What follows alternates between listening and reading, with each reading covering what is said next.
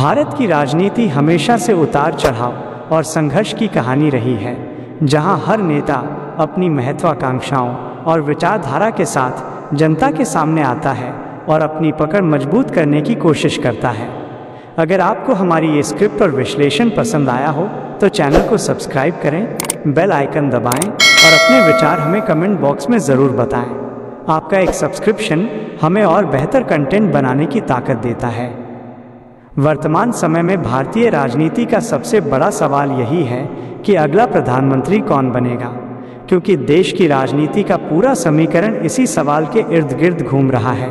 और यही कारण है कि आज हर कोई ये जानना चाहता है कि आखिर आने वाले समय में देश की बागडोर किसके हाथों में होगी। जब हम इस सवाल पर गहराई से विचार करते हैं तो हमारे सामने दो बड़े चेहरे उभर कर आते हैं।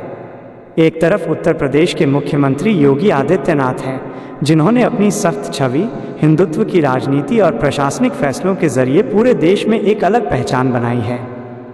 वहीं दूसरी तरफ बहुजन समाज पार्टी की प्रमुख मायावती हैं, जिन्होंने दलित राजनीति को दशकों तक दिशा दी है और 4 बार उत्तर प्रदेश की मुख्यमंत्री बनकर ये साबित किया है कि उनकी पकड़ और जनाधार कितना मजबूत है।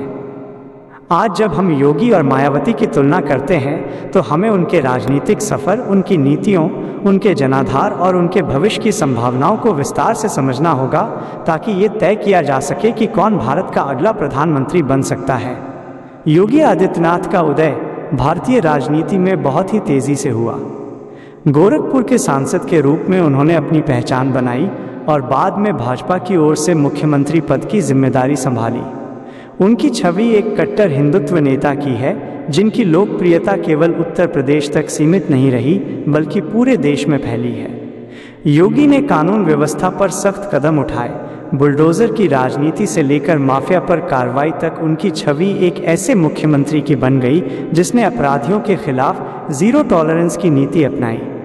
यही कारण है कि आज भाजपा के बड़े नेताओं से लेकर आम कार्यकर्ता तक उन्हें प्रधानमंत्री पद के दावेदार के रूप में देखते हैं। दूसरी तरफ मायावती का राजनीतिक सफर भी उतना ही रोचक और संघर्षों से भरा हुआ है। बाबा साहब भीमराव अंबेडकर की विचारधारा को आधार बनाकर उन्होंने दलित राजनीति को नई दिशा दी और बहुजन समाज पार्टी को उत्तर प्रदेश की सत्ता तक पहुंचाया। मायावती ने हमेशा कहा कि उनकी राजनीति केवल दलितों तक सीमित नहीं है, बल्कि सर्वजन हिताय और सर्वजन सुखाय की सोच पर आधारित है। हालांकि व्यावहारिक राजनीति में उनका मुख्य जनाधार दलितों के बीच ही रहा है। 4 बार मुख्यमंत्री बनने का उनका अनुभव और बड़े फैसले लेने की क्षमता उन्हें भी प्रधानमंत्री पद की दौड़ में खड़ा करती है।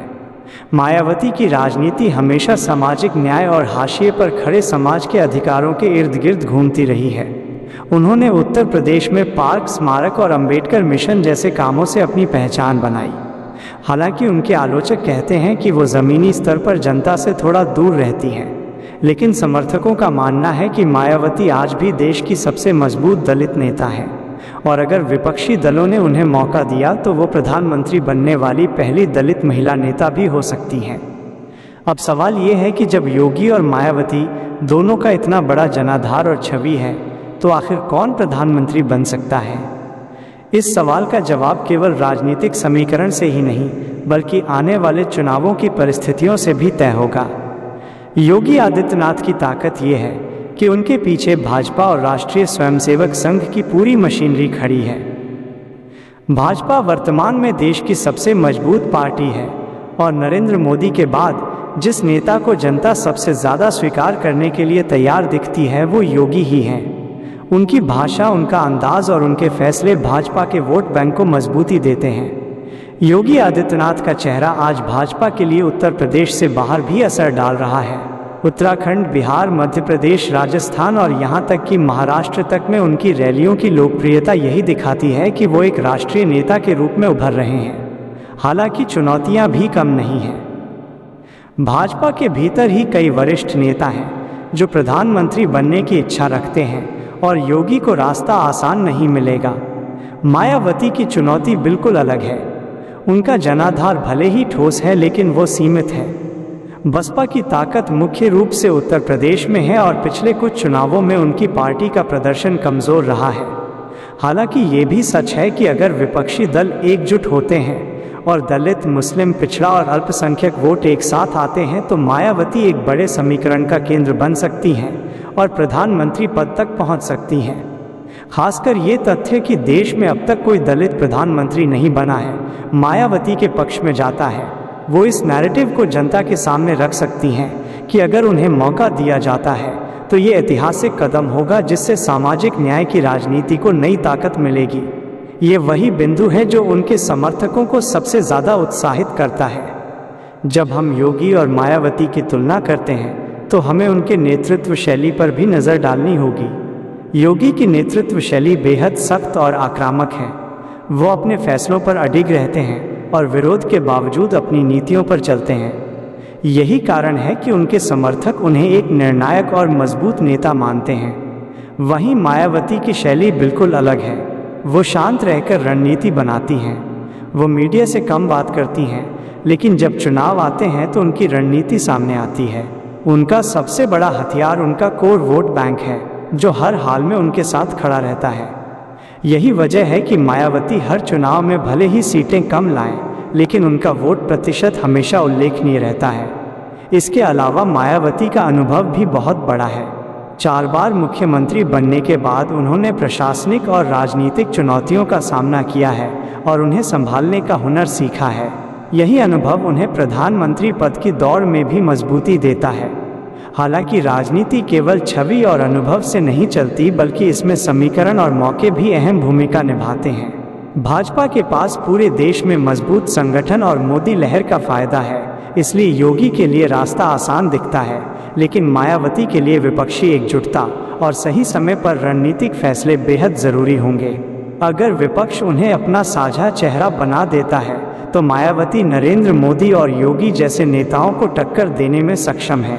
परंतु ये भी उतना ही सच है कि विपक्ष की एकता अक्सर कमज़ोर साबित होती है और इसी कारण मायावती के लिए ये सपना मुश्किल भी दिखता है।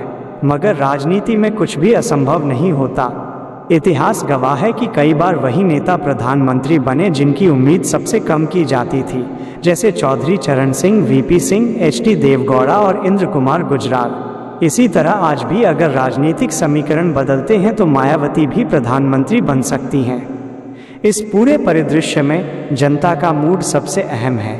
जनता चाहती है कि अगला प्रधानमंत्री ऐसा हो जो उनके हितों की रक्षा करे, विकास को बढ़ावा दे और मजबूत नेतृत्व दे।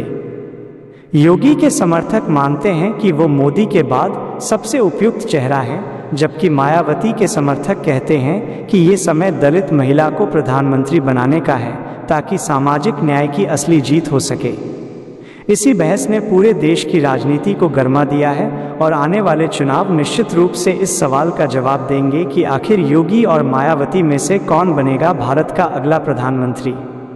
भारतीय राजनीति की दिशा और दशा को समझने के लिए हमें ये देखना होगा कि किस तरह से सत्ता परिवर्तन के समय पर जनता का मूड बदलता है और किस तरह नेताओं की छवि और कामकाज उनकी लोकप्रियता को तय करते हैं। जब हम योगी आदित्यनाथ और मायावती के बीच प्रधानमंत्री पद की संभावनाओं की चर्चा करते हैं तो ये भी ज़रूरी हो जाता है कि हम उनके पीछे खड़े संगठनों और सामाजिक आधार को गहराई से देखें, क्योंकि राजनीति में अकेला नेता चाहे कितना भी मजबूत क्यों न हो, अगर संगठन और सामाजिक आधार उसके साथ नहीं है तो उसकी यात्रा अधूरी रह जाती है। योगी आदित्यनाथ की ताकत ये है कि भाजपा जैसा विशाल संगठन उनके पीछे है। भाजपा केवल एक पार्टी नहीं बल्कि एक आंदोलन है जिसने पिछले कई दशकों से हिंदुत्व की राजनीति और राष्ट्रवाद को जनता के बीच मजबूत किया है। नरेंद्र मोदी के नेतृत्व में भाजपा ने लगातार 2 बार भारी बहुमत हासिल किया और आज भी उसका संगठनात्मक ढांचा इतना मजबूत है कि विपक्षी दल उसकी बराबरी नहीं कर पाते। ऐसे में योगी आदित्यनाथ का प्रधानमंत्री बनना केवल उनकी लोकप्रियता पर निर्भर नहीं करता, बल्कि भाजपा के अंदरूनी समीकरण और राष्ट्रीय स्वयंसेवक संघ की भूमिका पर भी निर्भर करेगा। योगी का दूसरा बड़ा हथियार उनकी हिंदुत्व की छवि है, क्योंकि देश में अभी भी बड़ी संख्या में लोग हिंदुत्व के मुद्दे पर भाजपा के साथ खड़े हैं और योगी को एक सख्त हिंदू नेता मानते हैं। उनके भाषणों की शैली जनता को सीधा आकर्षित करती है। खासकर युवा और धार्मिक भावनाओं से जुड़े लोग उन्हें मोदी के बाद सबसे बड़ा नेता मानते हैं। लेकिन दूसरी ओर मायावती की राजनीति पूरी तरह से सामाजिक न्याय पर केंद्रित रही है। उनके पीछे कोई इतना विशाल संगठन नहीं है, लेकिन उनका वोट बैंक बहुत ठोस और वफादार है। दलित समाज की बड़ी आबादी उन्हें अपनी नेता मानती है और इस वर्ग का वोट किसी भी चुनाव में निर्णायक भूमिका निभा सकता है। यही कारण है कि मायावती का नाम प्रधानमंत्री पद की चर्चा में हमेशा शामिल रहता है। मायावती का सबसे बड़ा तर्क यही है कि भारत जैसे लोकतांत्रिक देश में अब तक किसी दलित को प्रधानमंत्री बनने का मौका नहीं मिला और ये ऐतिहासिक अन्याय है जिसे खत्म करने का समय आ गया है। अगर विपक्षी दल और जनता इस नैरेटिव को स्वीकार कर लें तो मायावती प्रधानमंत्री बनने की राह पर चल सकती हैं। मायावती की रणनीति अक्सर यही रहती है कि वो चुपचाप अपना काम करती हैं और चुनाव के समय अपने वोटरों को पूरी तरह सक्रिय कर देती हैं। वो मीडिया की सुर्खियों से दूर रहती हैं, लेकिन उनके भाषण और रैलियां हमेशा भीड़ खींचती हैं। खासकर दलित महिलाएं और ग्रामीण समाज में उनका प्रभाव अभी भी बरकरार है। हालांकि हाल के वर्षों में बसपा की सीटें घटी हैं, लेकिन वोट प्रतिशत ने ये दिखाया है कि उनका आधार अभी भी जीवित है। अब सवाल ये है कि क्या ये आधार उन्हें प्रधानमंत्री बनाने के लिए पर्याप्त है। इसका जवाब इतना आसान नहीं है, क्योंकि प्रधानमंत्री बनने के लिए राष्ट्रीय स्तर पर पकड़ होना ज़रूरी है।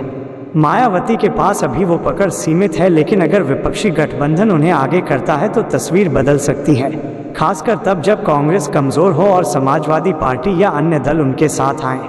यही कारण है कि मायावती का प्रधानमंत्री पद तक पहुंचना मुश्किल ज़रूर है, लेकिन असंभव नहीं है। दूसरी तरफ योगी का उदय केवल संगठन और छवि की वजह से नहीं हुआ, बल्कि उनके प्रशासनिक कामों की वजह से भी हुआ है। उत्तर प्रदेश जैसे बड़े और जटिल राज्य में कानून व्यवस्था को नियंत्रित करना बहुत मुश्किल होता है, लेकिन योगी ने अपनी सख्त नीतियों से अपराधियों पर काबू पाने की कोशिश की और इस वजह से उनकी छवि एक मजबूत मुख्यमंत्री की बनी। यही छवि अगर राष्ट्रीय स्तर पर जाती है तो योगी प्रधानमंत्री पद के लिए सबसे उपयुक्त उम्मीदवार साबित हो सकते हैं। भाजपा को भी मोदी के बाद एक ऐसे चेहरे की तलाश है जो जनता को उसी तरह आकर्षित कर सके और संगठन को एकजुट रख सके। योगी की यह छवि उन्हें मोदी का स्वाभाविक उत्तराधिकारी बनाती है। हालांकि भाजपा के भीतर अन्य नेता भी महत्वाकांक्षी हैं, जैसे अमित शाह, राजनाथ सिंह और नितिन गडकरी, लेकिन योगी की लोकप्रियता और हिंदुत्व की छवि उन्हें सबसे आगे ले आती है। ये भी ध्यान रखना होगा कि प्रधानमंत्री बनने के लिए केवल नेता की ताकत नहीं, बल्कि जनता का मूड और विपक्ष की कमजोरी भी मायने रखती है। नरेंद्र मोदी 2 बार इसलिए जीते क्योंकि विपक्ष बिखरा हुआ था और जनता को उनमें एक मजबूत नेता दिखा। योगी को भी वही फायदा मिल सकता है, लेकिन अगर विपक्ष एकजुट होता है और मायावती को अपना चेहरा बनाता है तो मुकाबला बेहद दिलचस्प हो जाएगा, क्योंकि तब जनता के सामने 2 बिल्कुल अलग तरह की छवियां होंगी।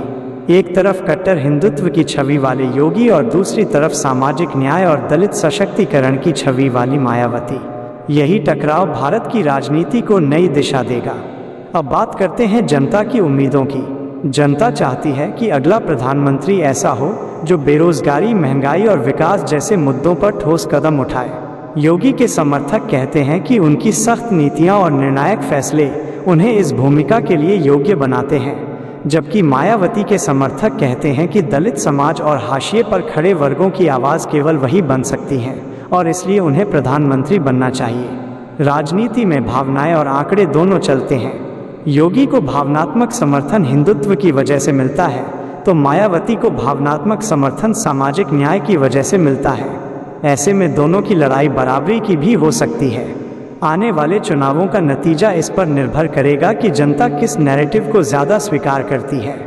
क्या वो हिंदुत्व और विकास की बातों को प्राथमिकता देगी या फिर सामाजिक न्याय और ऐतिहासिक बदलाव के नैरेटिव को चुनेगी? यही भारत के अगले प्रधानमंत्री को तय करेगा। इतिहास ये भी बताता है कि भारतीय जनता अक्सर बदलाव चाहती है। लंबे समय तक एक ही नेता को देखने के बाद वो नया चेहरा पसंद करती है। जैसे इंदिरा गांधी के बाद जनता ने जनता पार्टी को चुना, फिर राजीव गांधी के बाद वीपी सिंह को चुना, अटल बिहारी वाजपेयी के बाद मनमोहन सिंह को चुना और फिर मोदी को प्रधानमंत्री बनाया। अब सवाल ये है कि मोदी के बाद जनता योगी को चुनेगी या मायावती को। जनता का ये फैसला अगले चुनाव में सामने आएगा, लेकिन इतना तय है कि ये मुकाबला रोमांचक होगा और राजनीति के पन्नों में एक नया अध्याय जोड़ देगा। जब हम योगी आदित्यनाथ और मायावती के बीच प्रधानमंत्री पद की संभावनाओं पर अंतिम निष्कर्ष की ओर बढ़ते हैं तो हमें ये समझना होगा कि राजनीति केवल व्यक्तियों की महत्वाकांक्षा का खेल नहीं, बल्कि समय, परिस्थितियों और जनता के मूड का परिणाम होती है। योगी आदित्यनाथ का नाम इसलिए आगे आता है क्योंकि भाजपा की मजबूती उनके पीछे है और नरेंद्र मोदी के बाद भाजपा को ऐसा चेहरा चाहिए जो जनता में उसी तरह का जोश और विश्वास भर सके। योगी के भाषणों में जो आक्रामकता है, उनकी छवि में जो सख्ती है और प्रशासन पर उनकी पकड़ जो दिखाई देती है, वो उन्हें राष्ट्रीय स्तर पर लोकप्रिय बना रही है। भाजपा की कार्यप्रणाली में ये परंपरा भी रही है कि जो नेता जनता के बीच सबसे ज़्यादा लोकप्रिय हो उसे आगे बढ़ाया जाए। मोदी के बाद योगी ही ऐसे नेता हैं जिन्हें जनता खुले दिल से स्वीकार कर रही है। यही कारण है कि वो भाजपा में प्रधानमंत्री पद के लिए सबसे मजबूत दावेदार हैं। दूसरी तरफ मायावती की स्थिति बिल्कुल अलग है। वो विपक्ष की राजनीति का केंद्र तभी बन सकती हैं जब सभी दल उन्हें एकमत से स्वीकार करें। अगर कांग्रेस, समाजवादी पार्टी, तृणमूल कांग्रेस और अन्य क्षेत्रीय दल ये मान लें कि मायावती ही विपक्ष का चेहरा होंगी तो उनकी संभावना मजबूत हो जाएगी, खासकर तब जब वो ये नैरेटिव जनता के सामने रख पाएं कि देश में पहली बार एक दलित महिला प्रधानमंत्री बन सकती हैं। यह नारा न केवल दलितों बल्कि महिलाओं और हाशिए पर खड़े हर वर्ग को प्रभावित करेगा और ये संभावना मायावती को प्रधानमंत्री पद तक ले जा सकती है। लेकिन इसके लिए विपक्ष को अपने मतभेद भुलाने होंगे, जो कि भारतीय राजनीति में हमेशा मुश्किल रहा है। मायावती का सबसे बड़ा प्लस पॉइंट यही है कि वो अनुभवशील हैं और उनकी ईमानदार छवि अभी भी बनी हुई है।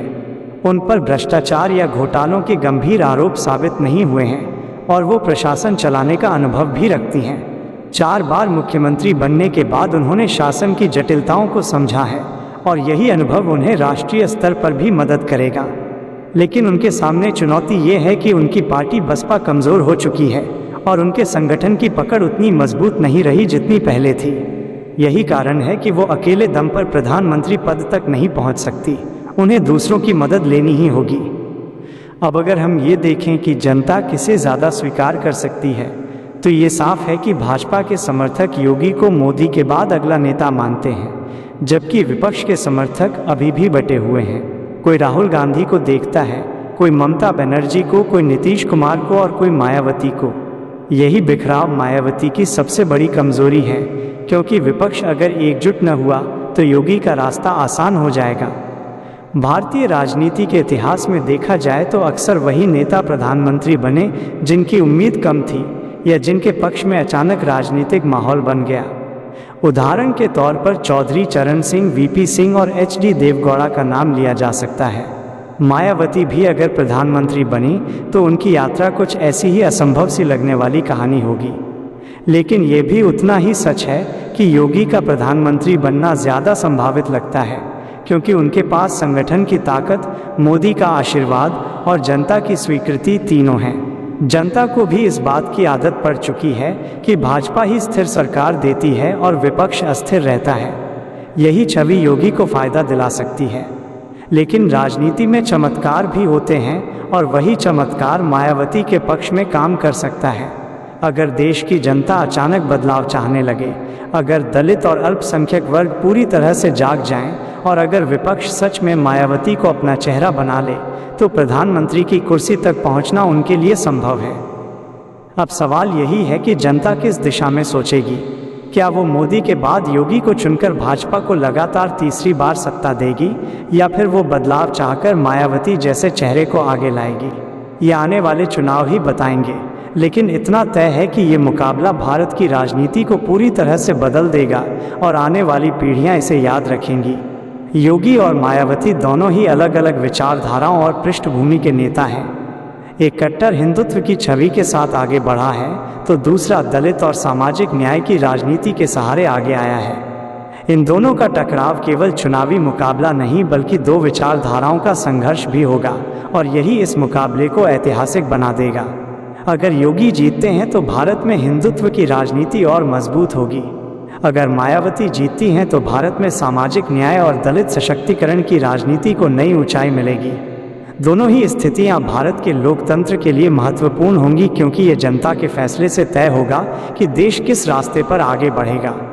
यही लोकतंत्र की खूबसूरती है कि अंतिम फैसला जनता के हाथ में होता है और वही जनता ये तय करेगी कि भारत का अगला प्रधानमंत्री कौन होगा, योगी आदित्यनाथ या मायावती।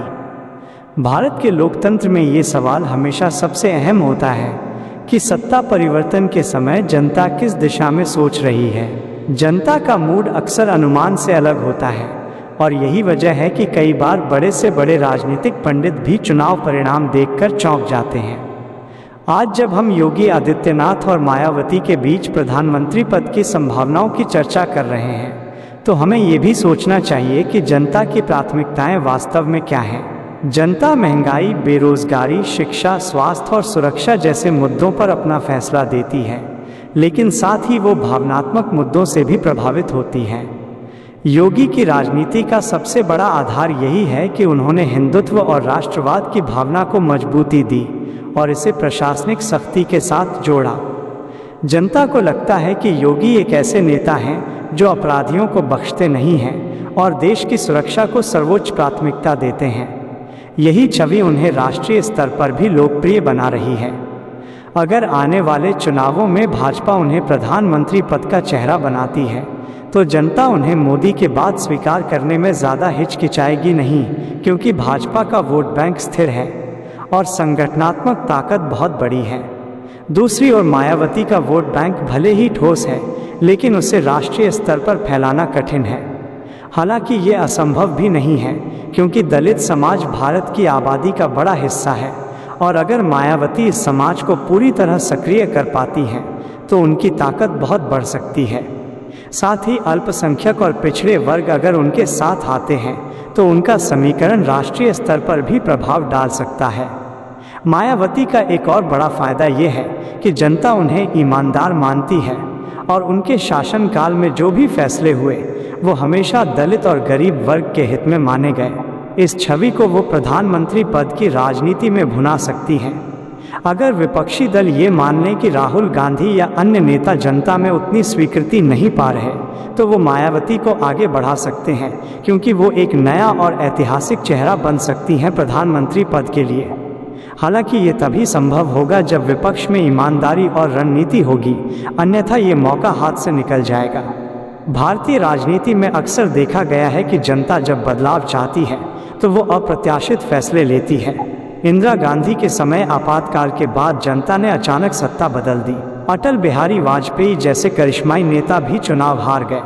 मनमोहन सिंह जैसे शांत नेता 2 बार प्रधानमंत्री बने और नरेंद्र मोदी ने एक प्रचंड बहुमत से देश को नया राजनीतिक नक्शा दिखाया। इसी तरह ये भी संभव है कि मोदी के बाद जनता योगी को लगातार समर्थन दे या फिर अचानक बदलाव की चाह में मायावती जैसे चेहरे को आगे बढ़ा दे। यह आने वाले वर्षों का सबसे बड़ा राजनीतिक प्रश्न होगा। एक और अहम पहलू ये है कि अंतर्राष्ट्रीय स्तर पर भारत की छवि कैसी होगी। योगी को प्रधानमंत्री बनाने पर भारत की पहचान और मजबूत हिंदुत्व वाली सरकार के रूप में बनेगी, जबकि मायावती को प्रधानमंत्री बनाने पर भारत की पहचान एक ऐसे लोकतंत्र के रूप में बनेगी जिसने पहली बार दलित महिला को देश की सबसे ऊंची कुर्सी पर बैठाया।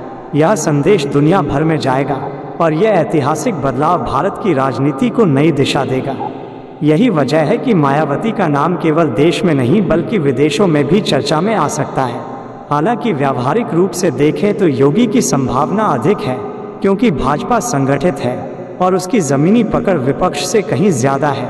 विपक्ष अक्सर बिखरा हुआ और कमजोर होता है।